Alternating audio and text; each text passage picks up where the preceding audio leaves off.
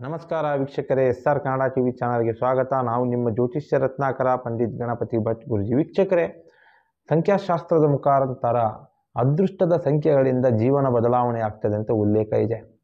ಹಾಗಿದ್ರೆ ವ್ಯಕ್ತಿಗಳು ಹುಟ್ಟಿದ ದಿನಾಂಕದ ಮೇಲೆ ಅವರ ಅದೃಷ್ಟ ಬದಲಾವಣೆಗಳಾಗ್ತದ, ಅದ್ರ ಬಗ್ಗೆ ತಿಳ್ಕೊಳ್ಳೋಣ. ನೋಡಿ, 3, 12, 21, 30ನೇ ತಾರೀಕಿನಲ್ಲಿ ಜನಿಸಿದವರ ಋಣಾತ್ಮಕ ಹಾಗೂ ಧನಾತ್ಮಕ ಅಂಶಗಳು ಯಾವ ರೀತಿಯಲ್ಲಿ ಇರ್ತವೆ, ಹಾಗೆ ಅವರ ಅದೃಷ್ಟದ ಸಂಖ್ಯೆಗಳು ಯಾವುವು, ಇವತ್ತಿನ ಸಂಚಿಕೆಯಲ್ಲಿ ತಿಳಿಸ್ಕೊಡ್ತೇನೆ. 3ನೇ ತಾರೀಕಿನಲ್ಲಿ ಜನನ ಆದವರಿಗೆ ವಿಶೇಷವಾಗಿ 3 ಸಂಖ್ಯೆಗೆ ಗುರು ಅಧಿಪತಿ ಆಗಿರ್ತಾನೆ. ಹಾಗೆ 12, 21, 30ನೇ ತಾರೀಕಿನಲ್ಲಿ ಜನನ ಆದವರಿಗೂ ಕೂಡ ಗುರುನೇ ಅಧಿಪತಿ ಆಗಿರ್ತಾನೆ ವೀಕ್ಷಕರೇ. ಹಾಗಿದ್ರೆ ಈ 4 ಸಂಖ್ಯೆಗಳಿಗೆ ಅದೃಷ್ಟದ ಸಂಖ್ಯೆಗಳು ಯಾವುವು ಅಂದರೆ, 4 ದಿನಾಂಕಗಳಲ್ಲಿ ಜನನ ಆದವರಿಗೆ 3, 12, 21, 30ನೇ ತಾರೀಕಿನಲ್ಲಿ ಜನನ ಆದವರಿಗೆ ವಿಶೇಷವಾಗಿ ಕೆಲಸ, ಕಾರ್ಯ, ವ್ಯವಹಾರ ಕ್ಷೇತ್ರದಲ್ಲಿ ಅದೃಷ್ಟ ಬೇಕು, ವ್ಯಾಪಾರದಲ್ಲಿ ಅದೃಷ್ಟ ಬೇಕು, ನಂಬರ್ಗೋಸ್ಕರ ಒದ್ದಾಡ್ತಾ ಇದ್ದಾರೆ ವೀಕ್ಷಕರೇ. 3, 1, 2, 9 ಅವರ ಜೀವನದಲ್ಲಿ ಅದೃಷ್ಟದ ಸಂಖ್ಯೆಗಳಾಗಿರ್ತದೆ. ಅವರ ಮೊಬೈಲ್ ನಂಬರ್ಸ್, ಹಾಗೆ ಅವರ ವೆಹಿಕಲ್ಸ್ ನಂಬರ್ಸ್, ಹಾಗೆ ಈ ಭೂಮಿ ವ್ಯಾಪಾರ ಖರೀದಿ ಮಾಡಬೇಕಾದ್ರೆ ಬೇಕಾಗುವಂಥ ದಿನಾಂಕಗಳು, ಹಾಗೆ ಅವತ್ತಿನ ಸಂಖ್ಯೆಗಳು ನೀವು ಹುಡುಕೋಬೇಕು ಅಂದರೆ 3, 1, 2, 9 ಅದೃಷ್ಟ ಆಗಿರ್ತದೆ, ಅವರು ಪ್ರತಿಫಲ ಸಿಗುತ್ತೆ ಅಂತ ಹೇಳ್ಬೋದು. ಹಾಗೆ ಈ 3ನೇ ತಾರೀಕಿನಲ್ಲಿ ಜನಿಸಿದವರಿಗೆ ಧನಾತ್ಮಕ ಅಂಶಗಳು ಬೇಕಲ್ಲ, ಅವರ ಮನಸ್ಥಿತಿ ಹೇಗಿರ್ತದೆ ಅಂತ ಹೇಳಿದ್ರೆ, ಎಂತಹ ಕೆಲಸ ಕಾರ್ಯಗಳು ಮಾಡೋದು ಲೀಲಾಜಾಲವಾಗಿ ಮಾಡಿಬಿಡ್ತಾರೆ ಅವರು. ಕಷ್ಟ ಇದೆ ಅಂತ ಹಿಂದೆ ಸರಿಯೋದೇ ಇಲ್ಲ ಆ ದಿನಾಂಕದಲ್ಲಿ ಜನನ ಆದವರು. ಹಾಗೆ ಭೂಮಿ ಮತ್ತು ವಾಹನ ವ್ಯವಹಾರದಲ್ಲಿ ಅದೃಷ್ಟದ ಫಲ ಇರುತ್ತೆ ಅವರಿಗೆ. ಉನ್ನತವಾದ ಸರ್ಕಾರಿ ಹುದ್ದೆಗಳಲ್ಲಿ ಅವರು ಇರ್ತಾರೆ ಅಂತ ಹೇಳ್ಬೋದು ಈ ಸಂಖ್ಯೆಗಳಲ್ಲಿ 3ನೇ ತಾರೀಕಿನಲ್ಲಿ ಜನನ ಆದವರು. ಧಾರ್ಮಿಕ ಮುಖಂಡರಾಗಿರ್ತಾರೆ, ರಾಜಕೀಯ ಕ್ಷೇತ್ರದಲ್ಲೂ ಉನ್ನತ ಸ್ಥಾನಮಾನ ಸಿಗುತ್ತೆ. ಸ್ವಲ್ಪ ಕೋಪಿಷ್ಠರಾಗಿರ್ತಾರೆ, ನಿಷ್ಠುರವಾದಿಗಳಾಗಿರ್ತಾರೆ, ನೇರ ನುಡಿ ಜಾಸ್ತಿ ಇವರಿಗೆ. ಮತ್ತೆ ಎಂಥ ಪ್ರತಿಸ್ಪರ್ಧಿ ಇದ್ರೂ ಕೂಡ ಅವ್ರನ್ನ ಮಟ್ಟ ಹಾಕ್ತಾರೆ, ಅವ್ರ ವಿರುದ್ಧ ಇವರೇ ಗೆಲ್ತಾರೆ ಅಂತ ಹೇಳ್ಬೋದು. ವ್ಯಾಪಾರ ವ್ಯವಹಾರಗಳಲ್ಲಿ ಇವ್ರಿಗೆ ಪ್ರತಿಸ್ಪರ್ಧಿಗಳು ನಿಲ್ಲಿಕ್ಕೆ ಆಗಲ್ಲ, ಅಷ್ಟು ಪ್ರಬಲವಾಗಿ ಶಕ್ತಿಯುತವಾಗಿ ಅದೃಷ್ಟದ ಸಂಖ್ಯೆಯಲ್ಲಿ ಇವರು ಜನನ ಆಗಿರುತ್ತೆ. ಯಾರು? 3, 12, 21 ಮತ್ತು 30ನೇ ತಾರೀಕಿನಲ್ಲಿ ಹುಟ್ಟಿದಂಥ ಜನ. ಹಾಗೆ ಇವರ ಋಣಾತ್ಮಕ ಸಂಬಂಧಗಳು ಅಂತ ಹೇಳಬೇಕು. ಕೋಪದ ಬುದ್ಧಿಯಿಂದ ಕೆಲವೊಂದು ಅವಕಾಶಗಳನ್ನ ಇವರು ವಂಚನೆ ಮಾಡ್ಕೊತಾರೆ, ಅವಕಾಶ ವಂಚಿತರಾಗ್ತಾರೆ. ಕೋಪ ಕ್ರೋಧನ ಶಮನ ಮಾಡ್ಕೋಬೇಕು. ಮತ್ತೆ ಅನ್ಯರನ್ನು ನಂಬೋದು ಜಾಸ್ತಿ ಈ ಸಂಖ್ಯೆಗಳಲ್ಲಿ ಜನನ ಆದವರು. ಈ ಅನ್ಯರನ್ನು ನಂಬಿ ಏನಪ್ಪ ಮೋಸ ಹೋಗುವಂಥ ಸಂದರ್ಭಗಳಿರ್ತದೆ. ಇದರಿಂದ ಕೆಲವೊಮ್ಮೆ ಎಚ್ಚರಿಕೆಯಿಂದಿರೋದು ಒಳ್ಳೆಯದು. ಮತ್ತೆ ಕೆಲವೊಂದು ಚಟಗಳಿಗೆ ದಾಸರಾಗ್ತಾರೆ ಸವಾಸದಿಂದ. ಈ 3, 12, 21, 30ನೇ ತಾರೀಕಿನಲ್ಲಿ ಜನನ ಆದವರು ಇದ್ರ ಬಗ್ಗೆ ಆರೋಗ್ಯದ ಬಗ್ಗೆ ಗಮನ ಇರಬೇಕು. ಮತ್ತೆ ವಾಹನ ಚಲನೆ ಮಾಡುವಾಗ ಕೂಡ ಸ್ವಲ್ಪ ಜಾಗೃತಿ ಇರಬೇಕಾಗ್ತದೆ. ಸವಾಸಗಳು ಬಹಳ ಕೆಟ್ಟದಿರ್ತದೆ ಈ ತಾರೀಕಿನಲ್ಲಿ ಜನನ ಆದವರಿಗೆ. ಅವರು ಎಚ್ಚರಿಕೆಯಿಂದ ಇರಬೇಕು, ಸವಾಸದಿಂದ ಆದಷ್ಟು ದೂರ ಬರೋದು ಒಳ್ಳೆಯದು. ಹಾಗೆ 3, 12, 21, 30ನೇ ತಾರೀಕಿನಲ್ಲಿ ಜನಿಸಿದವರು ವಿದ್ಯೆ ಹಾಗೂ ಶಿಕ್ಷಣ ಕ್ಷೇತ್ರದಲ್ಲಿ ಉನ್ನತ ಪದವಿಗೆ ಹೋಗುವಂಥ ಚಾನ್ಸಸ್ಗಳಿರ್ತದೆ. ಪದವಿ ಪಡೆಯುವ ಮುಖಾಂತರ ಇನ್ನೊಂದು ಇವರಿಗೆ ಲಾಭ ಅಂತ ಹೇಳಿದ್ರೆ, ಧರ್ಮಕ್ಕೆ ಸಂಬಂಧಿಸಿದ ಹಾಗೂ ನ್ಯಾಯಕ್ಕೆ ಸಂಬಂಧಿಸಿದ ಕೆಲಸ ಕಾರ್ಯಗಳಲ್ಲಿ ಅಂಥ ಕ್ಷೇತ್ರದಲ್ಲಿ ಪ್ರಖ್ಯಾತಿ ಹೊಂದುತ್ತಾರೆ ಅಂತ ಹೇಳ್ಬೋದು ಈ 3ನೇ ತಾರೀಕಿನಲ್ಲಿ ಜನನ ಆದವರು. ಹಾಗೆ ಇಂಥ ವ್ಯಕ್ತಿಗಳ ಈ 3ನೇ ತಾರೀಕಿನಲ್ಲಿ ಜನನ ಆದವರಿಗೆ ಉದ್ಯೋಗ ಕ್ಷೇತ್ರ ತಿಳ್ಕೊಂಬಿಡಿ ವೀಕ್ಷಕರೇ.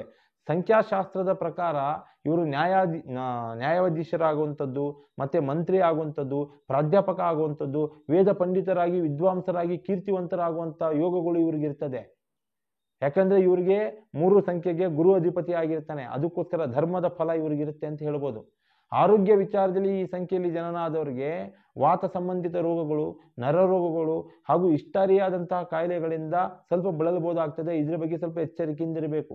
ಹಣಕಾಸು ಕ್ಷೇತ್ರದಲ್ಲಿ ಈ ಸಂಖ್ಯೆಯಲ್ಲಿ ಜನನ ಆದವರಿಗೆ ಗುರುವಿನ ಅಧಿಪತಿಯಿಂದ ಹಣಕಾಸು ಕ್ಷೇತ್ರದಲ್ಲಿ ತೊಂದರೆ ಇರೋದಿಲ್ಲ. ವ್ಯಾಪಾರ ವ್ಯವಹಾರದಲ್ಲಿ ಲಾಭ ತರ್ತಾ ಇರುತ್ತೆ. ಮತ್ತೆ ಬುದ್ಧಿವಂತರಾದ ಇವರು ಷೇರು ವ್ಯಾಪಾರಗಳಲ್ಲಿ ಏನಾದರೂ ತೊಡಗಿಸ್ಕೊಂಡ್ರೆ ಹೆಚ್ಚಿನ ಲಾಭ ಪಡೆಯಬಹುದು. ಆಟೋಮೆಟಿಕ್ಲಿ ಇವರಿಗೆ ಬೈ ಬರ್ತೆ ಬಂದಿರುತ್ತದೆ. ಈ ಸಂಖ್ಯೆಯಲ್ಲಿ ಜನನ ಆದವರಿಗೆ ಭೂಮಿ ಹಾಗೂ ವಾಹನ ಕ್ಷೇತ್ರದಲ್ಲಿ ಬಹಳ ಲಾಭ ಇರುತ್ತೆ ಅಂತ, ಅದರಲ್ಲಿ ತೊಡಗಿಕೊಂಡ್ರು ಇವ್ರಿಗೆ ಅನುಕೂಲ ಆಗುತ್ತೆ. ದಾಂಪತಿಗಳ ವಿಶೇಷವಾಗಿ ದಾಂಪತ್ಯ ವಿಚಾರದಲ್ಲಿ ವಿದ್ಯಾವಂತಳಾದ ಸ್ತ್ರೀ ಇವಳಿಗೆ ಪತ್ನಿಯಾಗಿ ಬರ್ತಾಳೆ ಈ ಸಂಖ್ಯೆಯಲ್ಲಿ ಹುಟ್ಟಿದವರಿಗೆ. ಆದರೆ ದಾಂಪತಿಗಳ ಮಧ್ಯೆ ವಿರಸ ಇರೋದು, ಕಲಹ ಇರೋದು ಸರ್ವೇ ಸಾಮಾನ್ಯವಾಗಿರ್ತದೆ. ಸಂತಾನ ಭಾಗ್ಯ ಚೆನ್ನಾಗಿರ್ತದೆ, ಇದರಲ್ಲಿ ಸಮಸ್ಯೆ ಇರೋದಿಲ್ಲ. ಹಾಗೆ ವೃದ್ಧಾಪ್ಯದಲ್ಲಿ ಈ ಒಂದು ಸಂಖ್ಯೆಗಳಲ್ಲಿ ಜನನ ಆದವರಿಗೆ ಮಕ್ಕಳಿಂದ ಶಾಂತಿ ನೆಮ್ಮದಿ ಬಹಳ ಚೆನ್ನಾಗಿ ಸಿಗುತ್ತೆ ಅಂತ ಹೇಳ್ಬೋದು. ಹಾಗೆ ಈ 3, 12, 21, 30ನೇ ತಾರೀಕಿನಲ್ಲಿ ಜನಿಸಿದವರಿಗೆ ಸಮಸ್ಯೆಗಳ ಕೆಲವೊಂದು ತೊಂದರೆ ತಾಪತ್ರೆಗಳಿಗೆ ಪರಿಹಾರ ಮಾರ್ಗ ಯಾವುದು ಅಂದರೆ, ಸಂಖ್ಯಾಶಾಸ್ತ್ರದ ಪ್ರಕಾರ ಆರೋಗ್ಯದಲ್ಲಿ ಈ ವಾತ ರೋಗಗಳು, ಈ ನರವಾಯುಗಳು, ಕೀಲು ನೋವುಗಳು, ಇವುಗಳಿಗೆ ಇವರೇನು ಮಾಡಬೇಕು ಅಂದರೆ ವಾಯುಪುತ್ರ ಅಂತ ಒಂದು ವಿಶೇಷವಾಗಿ ಹನುಮಾನ್ ಯಂತ್ರ ಬರ್ತದೆ, ಅದನ್ನು ಧರಿಸಬೇಕಾಗ್ತದೆ. ಹಾಗೆ ಧನ್ವಂತರಿ ಮಂತ್ರ ಪಠನೆ ಮಾಡಬೇಕು. ಮತ್ತೆ ಉಷ್ಣ ಇರುವಂತಹ ಪದಾರ್ಥಗಳನ್ನ ತಿನ್ನೋದು ಒಳ್ಳೆಯದು ಇವರು, ಈ ಸಂಖ್ಯೆನವರು ಹುಟ್ಟಿದವರು. ಹಾಗೆ ಉದ್ಯೋಗದಲ್ಲಿ ಏನಾದರೂ ಅಡ್ಡಿ ಆತಂಕಗಳು, ಅನಾನುಕೂಲಗಳು ಇವ್ರಿಗೆ ಜಾಸ್ತಿ ಇದ್ದು ಏನು ಮಾಡಬೇಕು ಅಂದರೆ ಉದ್ಯೋಗ ಕ್ಷೇತ್ರದಲ್ಲಿ ಒಳ್ಳೆಯ ಸ್ಥಾನಮಾನ ಸಿಗಬೇಕು ಅಂದರೆ ಲಕ್ಷ್ಮೀ ಹಯಗ್ರೀವ ಯಂತ್ರ ಧಾರಣೆ ಮಾಡೋದು ಒಳ್ಳೆಯದು, ವಿಷ್ಣು ಸಹಸ್ರನಾಮ ಪಠನೆ ಮಾಡೋದು ಒಳ್ಳೆಯದು. ವ್ಯಾಪಾರ ಕ್ಷೇತ್ರದಲ್ಲಿ 3ನೇ ತಾರೀಕಿನಲ್ಲಿ ಜನನಾದವರಿಗೆ ತೊಂದರೆ ಇದ್ದರೆ, ಅನ್ಯರಿಂದ ಸಮಸ್ಯೆ ಬಂದು ನಷ್ಟ, ಬಳಗ ನಷ್ಟದಿಂದ ವ್ಯಾಪಾರ ನಷ್ಟ ಆಗ್ತಾ ಇದ್ರೆ, ಸಾಲದ ಸುಳಿ ಹೋದರೆ ಲಕ್ಷ್ಮೀ ಗಣಪತಿ ಯಂತ್ರವನ್ನು ಆ ಜಾಗದಲ್ಲಿ ಪ್ರತಿಷ್ಠಾಪನೆ ಮಾಡಿ ಪೂಜೆ ಮಾಡಿ ಪರಿಹಾರ ಸಿಗುತ್ತೆ.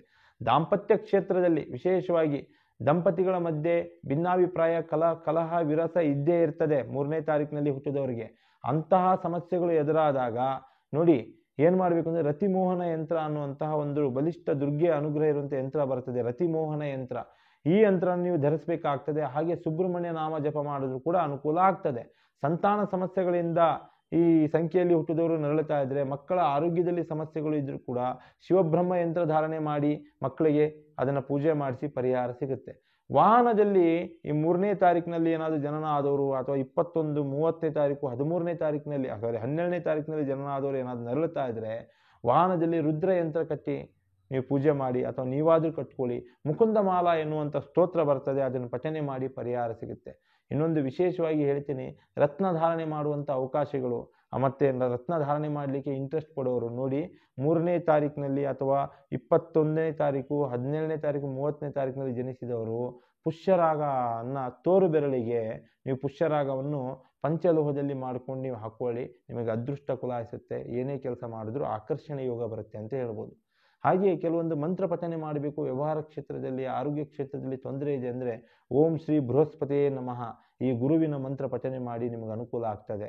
ಹಾಗೆ SR ಕನ್ನಡ TV ಚಾನಲನ್ನು ಸಬ್ಸ್ಕ್ರೈಬ್ ಮಾಡ್ಕೊಳ್ಳಿ. ಸಂಖ್ಯಾಶಾಸ್ತ್ರದಲ್ಲಿ ಜನನಾದಂಥ ವ್ಯಕ್ತಿಗಳ ಬಗ್ಗೆ, ಸಂಖ್ಯಾಶಾಸ್ತ್ರದಲ್ಲಿ ಹುಟ್ಟಿದಂಥದ್ದು ಹೇಗಿದೆ, ಯೋಗ ಫಲಾಫಲಗಳ ಬಗ್ಗೆ ವಿಶೇಷವಾಗಿ ತಿಳಿಸ್ತಾ ಇರ್ತೇನೆ. ನಮಸ್ಕಾರ ವೀಕ್ಷಕರೇ.